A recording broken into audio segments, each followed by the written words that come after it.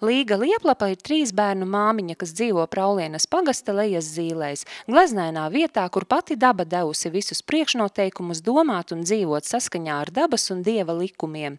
Sapni par savu uzņēmumu Līga lolojusi jau sen, bet izšķirošo lēmumu dibināt uzņēmumu pieņēmusi laikā, kad pati izjuta samazināto māmiņu pabalstu un reiz, kad pastarītim Tomiņām aptiekā meklētās kumelītes izrādījušās sūtījumus no Ķīnas, bet farmācijas bizness ir pārņēmis mūsu ikdienu, Līga nolēma, ka ir pienācis īstais laiks hobijam pārvērsties par iztikas avotu.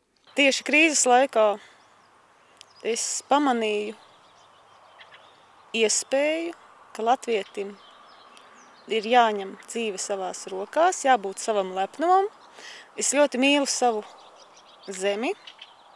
Nevelti Dievs mani šeit ir nolicis. Līga lepojas ar savu produkciju, jo uzskata, ka īstenā vērtība ārstniecības augam ir vietās, kur tas dabiski audzis. Turklāt nav jāmeklē īpašas vietas. Latvija joprojām ir unikāla ar tīro vidi, un ārstniecības augu vākšanas sezona praktiski mērojama visa gada garumā. Šobrīd pilnā sparā ir vācami vaivariņi siedošie. Raspodiņi ir atvērušies, var jau sākt vākt. Pamazām visi augi verās un gatavojas savam pilnbriedam. Galvenais priekšnosacījums nevākt tuvu apdzīvotām vietām, lielceļiem, dzelzceļiem, pēc iespējas atrast nomaļākas vietas, cilvēku darbības neskartas, kur augi ir tīri. Svarīgs mazā uzņēmēja veiksmīgas darbības pamatā bez valsts atbalsta ir arī ģimenes atbalsts un iesaistīšanās. Arī Līgas ģimenē visi pārņemti ar veselības tēju vākšanu, sagatavošanu. Vecākais dēls ir liels palīgs praktiskās lietās, vedeklas darbu novērtē arī vīra māte, tautā iemīļotā rakstniece Ilze Indrāne, kas savas vecumdienas vada kopā ar dēla ģimeni. Mammai jāpalīdz, kas man cits atliek. Es piestrādāju kā šoferīts un palīdzu arī visu pārējo. Vēja tuneļa, taisīšana un viss pārējais.